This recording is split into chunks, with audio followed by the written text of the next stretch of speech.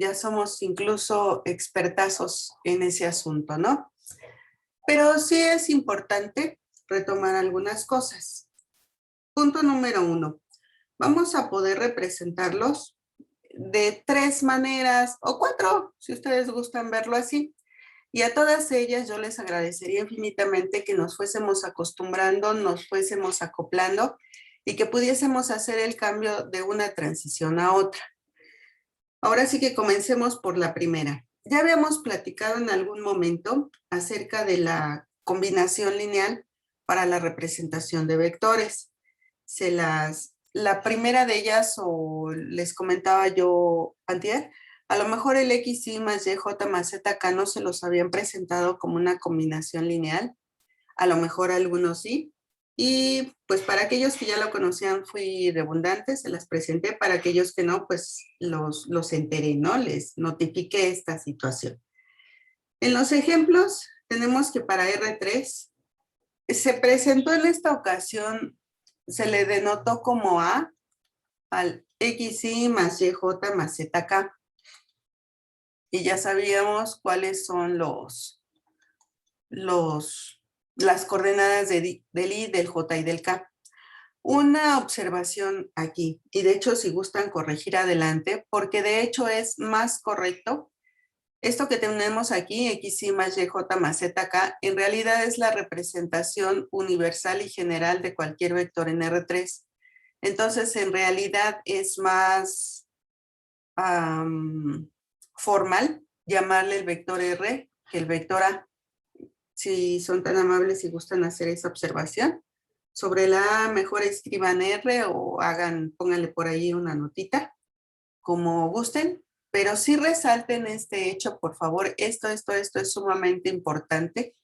Y también es importante que recordemos que cuando vemos al vector R, significa que nos están hablando del XY más YJ más ZK. Eso ya es una formalidad, es una convención, es tan famoso como los Beatles. Siguiente.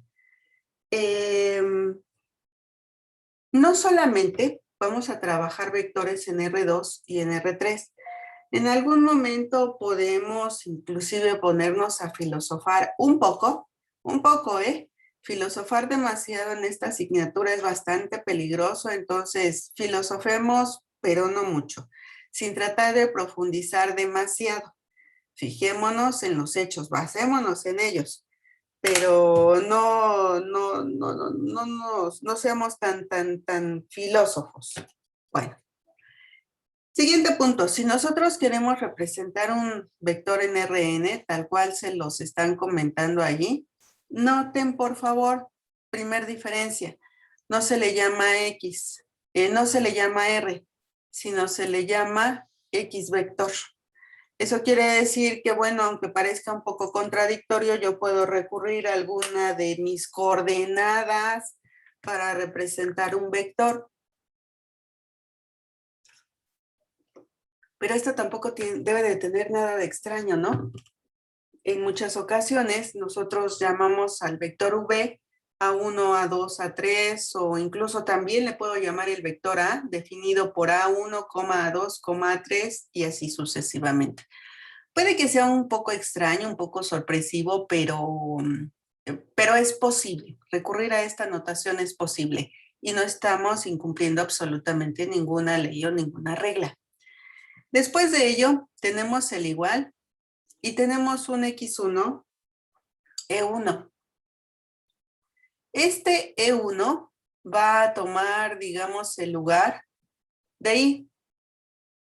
Y así como en algún momento nosotros sabemos que I está formado por las coordenadas 1, 0, 0, nosotros vamos ahora a saber que ese E1 es un vector unitario que, dependiendo del número o del valor de su subíndice, es la posición en la que tiene el 1. Y todas las demás coordenadas van a ser 0, así sucesivamente hasta la enésima coordenada. Después tendremos X2 por E2 y Este 2 me indica que el 1 se encuentra en la segunda coordenada. Nosotros pocas veces vamos a recurrir a vectores que pertenecen a un espacio de n dimensiones, pocas veces. Pero eso no quiere decir que nos tengamos que olvidar completamente de ellos. Y entonces el vector con n será 0, 0 y así sucesivamente, y en la enésima coordenada tendrá un 1. ¿Hasta aquí voy claro? Sí. Bien. Siguiente punto. Podemos, además de representar a nuestros vectores, ya sea de R2, de R3 o de Rn, como una combinación lineal entre el escalar y su vector unitario, también podemos representarlos por paréntesis y comas, como lo tienen ahí. Y nuevamente, háganme el favor de hacer el cambio, ¿sí? Tengo ahí la A. Cambiemos esa A por una R. En lugar de que sea A vector, cachenla o sobrescriban y va a ser R vector igual a X, Y y Z. Y si nosotros tuviésemos un vector en Rn, pues noten que de hecho lo único que se hace es pasar esos escalares a una expresión que esté definida por paréntesis y comas.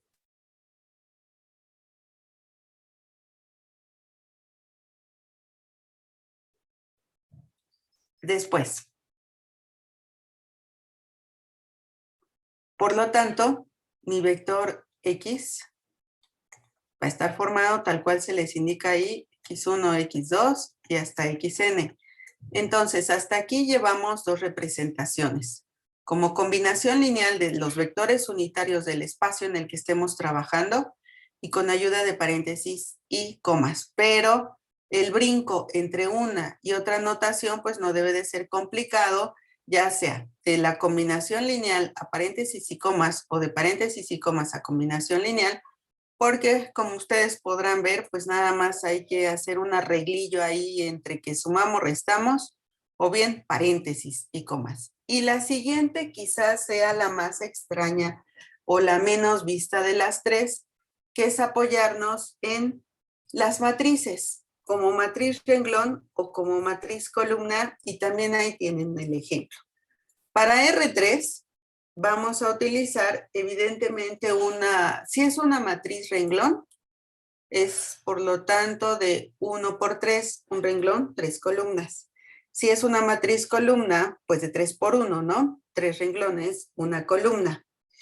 Sin embargo, cualquiera de las dos expresiones también es correcta. Por lo tanto, esto nos lleva a que si, por ejemplo, yo tengo un vector, permítanme ser específica en esta ocasión. Si yo tengo que, sí, vamos a ponerle, V1 está formado por las coordenadas 2, menos 7, 3, 5. Lo puedo también representar como 2E1 menos 7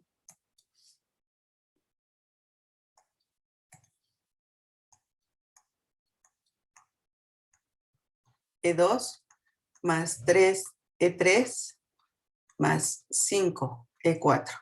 De 4 coordenadas o trabajando con un vector que pertenece a un espacio de 4 dimensiones en adelante, ya tengo que colocar mis Es. Esto también lo puedo representar como 2 menos 7, 3 y 5 transpuesto, que sería una matriz renglón. Lo quiero como matriz columna, entonces sería 2 menos 7, 3 y 5. Reitero una vez más, cualquiera que sea la representación en la que yo esté trabajando, para mí debe de ser indistinto, y si requiero pasarlo a otra representación o interpretarlo de otra manera, no debe de tener mayor conflicto. ¿Estamos? ¿Se nota o no se nota? O ponemos otro ejemplito. Se nota. ¿Mande? Sí se nota. Sí se nota, perfecto. Muchas gracias. Ahora, vámonos, peguemos por favor definición y magnitud, es decir, lo que resta de esa hoja. Definición junto con magnitud.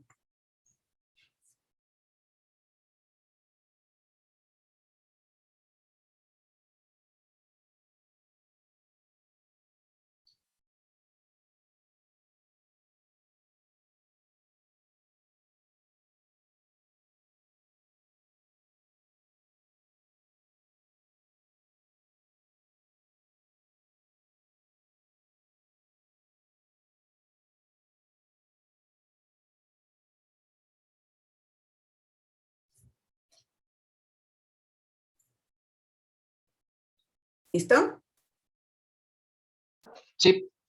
Ahora, fíjense, yo no sé ustedes, pero cuando yo comencé mi relación con los vectores, la primera vez que me los presentó el profesor y me dijo, es un segmento de recta, porque bueno, esta es la definición más común, y que conste, yo no estoy diciendo que sea la definición más correcta, la mejor, la de la neta del planeta, la que tiene la última palabra, no.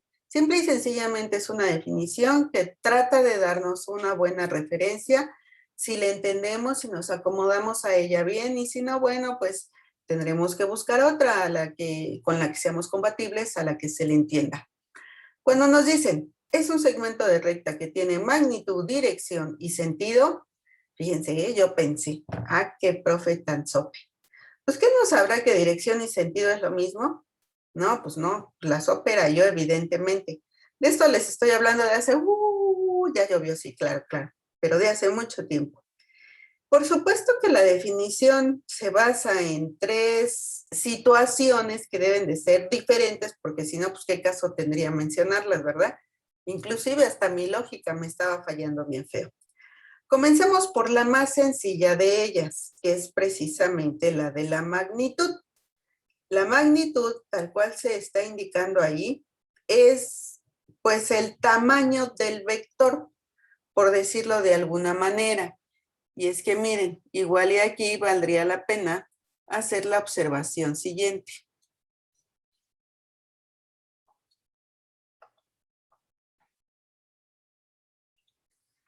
Nosotros sabemos perfectamente bien que en R2 nuestro sistema de referencia va a ser precisamente pues nuestro adorable plano cartesiano, ¿no? Este que ya conocemos de pie a pa y sin mayor problema. Sabemos perfectamente bien que el eje horizontal es el X, el vertical es el Y, y que si yo quiero puntualizar o especificar la posición de un punto sobre él, pues lo realizaré de esta manera. Eso ya lo sabemos. Es importante que nosotros entendamos en este momento que yo puedo asignar a cada punto un vector y a cada vector un punto, siempre y cuando el vector al que yo me esté refiriendo sea un vector que tiene su comienzo en el origen. Porque si no lo tiene en el origen, entonces las reglas del juego cambian. Reitero, yo puedo asignar a cada vector un punto y a cada punto un vector, siempre y cuando el vector comience en el origen. Eso quiere decir que dependiendo de lo que a mí me convenga, yo puedo interpretar este X, Y como un punto o como un vector. ¿Cómo ven? Muy bien. Perfecto. Ahora, el tamaño precisamente de este vector, pues queda definido con ayuda de, si estamos en R2, pues un pitagorazo, ¿no? Eso nosotros ya lo sabemos, pues casi desde el medio superior, casi. Sabemos que si yo quiero definir el tamaño Ahora sí permítanme en este caso llamarle vector A, es que lo único que tengo que hacer, porque tiene su comienzo en el origen, es obtener la raíz cuadrada del cuadrado, de la suma del cuadrado de cada una de sus coordenadas. Y es aquí cuando nos oímos bien elegantes. ¿A poco no? Sí. Están enojados. Hoy sí están enojados. No se enojen conmigo. Prometo inscribirlos bien para la siguiente. No, es que Fallas. estamos asimilando todo. Fallas técnicas, fallas técnicas. Me estoy estrenando en la plataforma Moodle. Bien. Tenemos entonces que para R3 vamos a manejar una situación similar. Nuestro sistema de referencia, pues por supuesto que ya no va a estar formado por dos ejes, ¿verdad? Sino va a estar formado por tres ejes.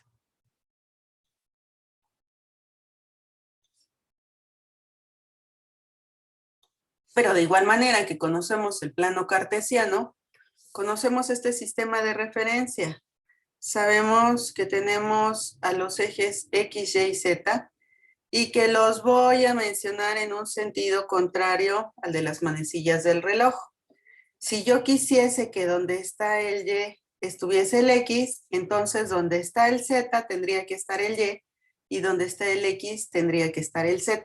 Siempre yo puedo representar o llamar a cualquiera de los tres ejes como quiera, pero una vez que he definido cuál es X, los demás se representan siguiendo un orden contrario al que giran las manecillas del reloj.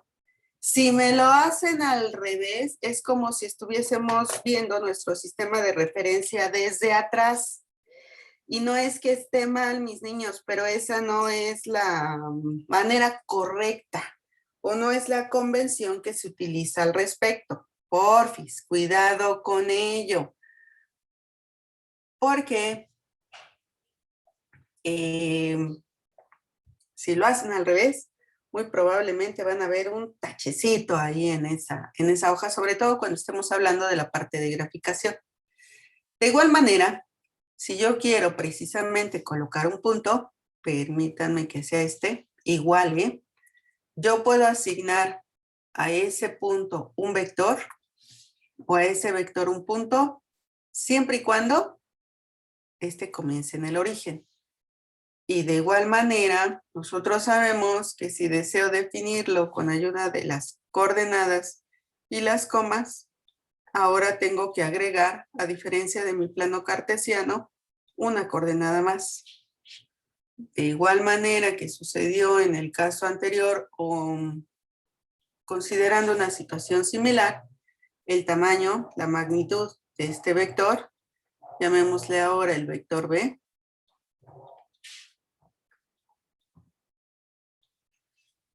su magnitud va a quedar definida por la suma de los cuadrados de cada una de sus coordenadas, la raíz cuadrada de la suma de sus cuadrados. Si yo tuviese un vector que pertenece a un espacio de n dimensiones, ¿podríamos obtener su tamaño? Sí. Por supuesto, ¿verdad? Y miren, aquí va a pasar algo sumamente interesante. Geométricamente hablando, yo no puedo representar a ese vector en n dimensiones. Si de hecho trabajar con una cuarta dimensión o con un cuarto eje de referencia ya nos conflictúa, porque ni siquiera sé de entrada si tendría que quedar perpendicular a los otros tres, o si el ángulo entre ellos tendría que ser más pequeño, o tendría que basarme no en un sistema de referencia cuadrado, sino a lo mejor redondo. No lo sé, no lo sé. ¿Por qué nosotros estamos limitados a vivir en un espacio de 3 dimensiones? Pues porque somos seres tridimensionales, jóvenes. Tenemos un largo, tenemos un ancho y tenemos un alto, pero estamos definidos solamente por 3 dimensiones. Nuestra realidad es así, 3 dimensiones. Por eso es que visualizar una cuarta dimensión, suponiendo que esta exista, pues quién sabe dónde anda. Y no es la dimensión desconocida, eso se los puedo asegurar. Pero matemáticamente sí podríamos calcularla. ¿De qué me serviría? Eso sí, les diré que quién sabe. Pero podemos calcular en Rn la magnitud del vector. Si C es un vector que tiene desde una x1 hasta una xn, entonces esto nos lleva a hablar de que su magnitud la vendríamos a calcular exactamente de la misma manera que los anteriores, pero considerando n coordenadas. Entonces, matemáticamente puedo abstraerme de tal manera que puedo hasta calcular el tamaño del vector. Geométricamente mi abstracción falla. ¿Cómo ven?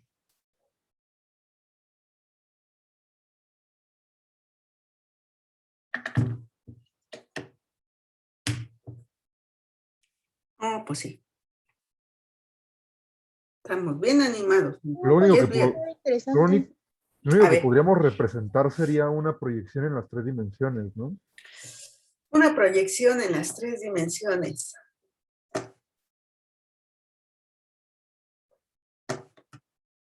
¿Quién sabe? Porque incluso suponiendo que pudiésemos hacer eso, ¿podría usted asegurarme que quedaría en cada uno de los 3 planos formados o en solo uno de ellos? ¿O haríamos referencia a uno de esos planos para hablar de esa proyección? Es todo un tema, es todo un tema. Pregunta interesante o observación interesante. ¿Quién más me hablaba? Yo, pero le dije que estaba interesante esto. Muchas gracias. Sí, les digo, nosotros estamos limitados. ¿Qué pasa fuera de nuestro sistema de referencia convencional? No lo sé. Todavía no llego a ese punto o no he estudiado esa parte. Espero en algún momento poder hacerlo. ¿Algo más? Yo tengo una duda. Sí. Suponiendo que el vector, no sé, exista en R4, ¿puedo suponer que también existe en R3?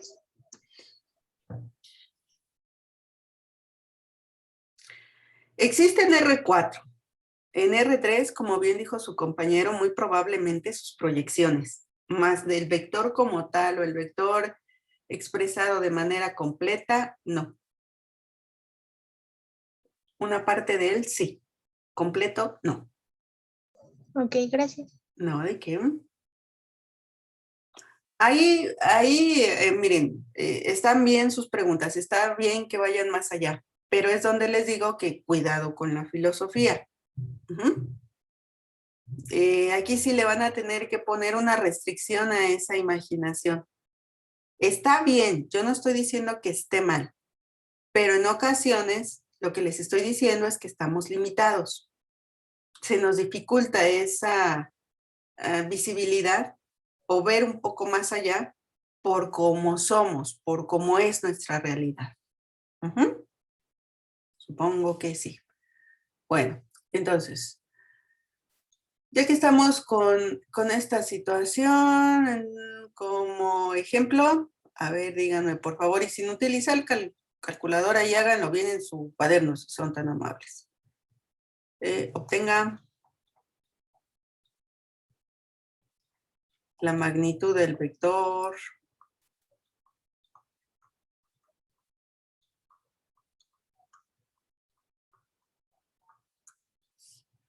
Vamos a ponerle nuevamente el vector A.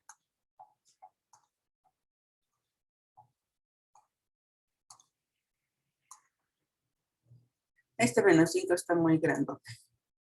Déjenme irse los reduzco, lo reducimos.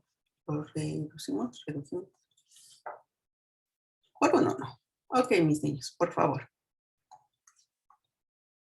A ver, hagan sus cuentitas.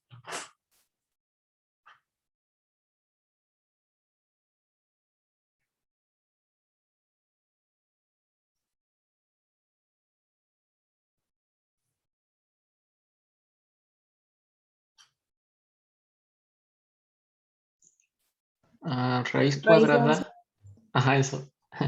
¿Cuánto? Raíz de 11. Ok, muchas gracias. Ahora, fíjense, aquí también una observación sumamente importante. Si se han dado cuenta, aquí dice R2. Aquí dice R3. Y aquí dice RN. ¿Por qué creen? ¿Por qué creen que sea R? Se aplica para cualquier número de dimensiones. Bueno, las potencias sí, nos indican la dimensión en la que nos estamos moviendo. Pero ¿por qué Ah, todas perdón, las tienen R's, porque R? se Ajá, manejan el plano de los reales. exactamente. Estamos trabajando con la estructura de los números reales y entonces eso significa que los complejos no están invitados a la fiesta. Y no porque seamos un montón de envidiosos, sino porque en situaciones como la que tenemos enfrente, no debemos tener cantidades negativas. La magnitud de un vector, su tamaño, no puede quedar descrito por cantidades negativas. Entonces, si por algún motivo aquí llegan a tener un valor complejo, un número complejo, no hicieron las cosas mal, las hicieron bien requete mal, porque los complejos no están invitados a la fiesta.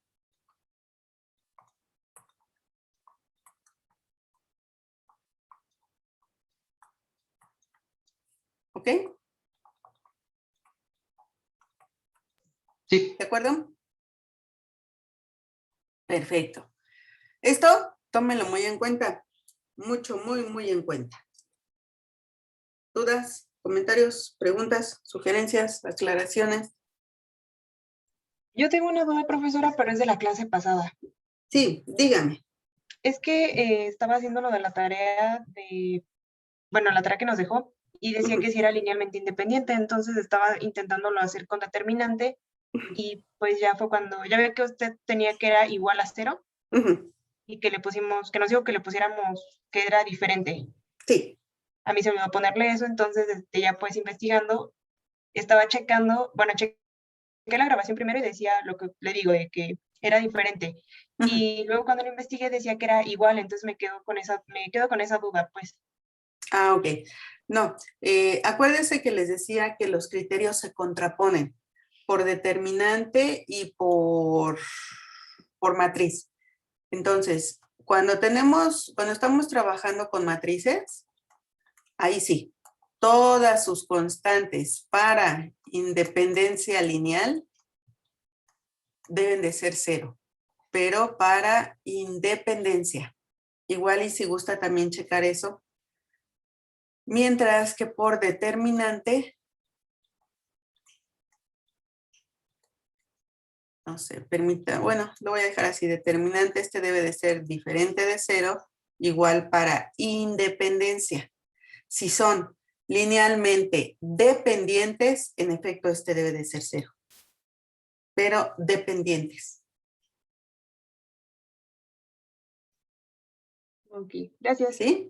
Ahora sí que usted hágame caso a mí, no es cierto. No, pero sí, de esto sí estoy completamente segura, de esto sí. Gracias. Ujú. Bien. Pues una disculpa por la falla técnica, jóvenes. Ahora sí que nuestro tiempo se acabó. Nos escuchamos el lunes, ¿verdad? Para el lunes, yo espero tener ya solucionado este problema, porque yo ahora sí que le hice como me dijeron en el video, pero creo que las instrucciones no fueron lo suficientemente buenas, o yo no entendí bien. Pero yo espero ya para el lunes termine, ya esté solucionado el problema, porque lo que no quiero es que se me mezclen los dos grupos. Tengo en este semestre 2 grupos de cálculo. Y si no, a unos les voy a estar diciendo una cosa y a otros les voy a estar diciendo otra, y entonces nos vamos a confundir. Agradezco su presencia. Tengan ustedes un bonito fin de semana y nos estamos escuchando.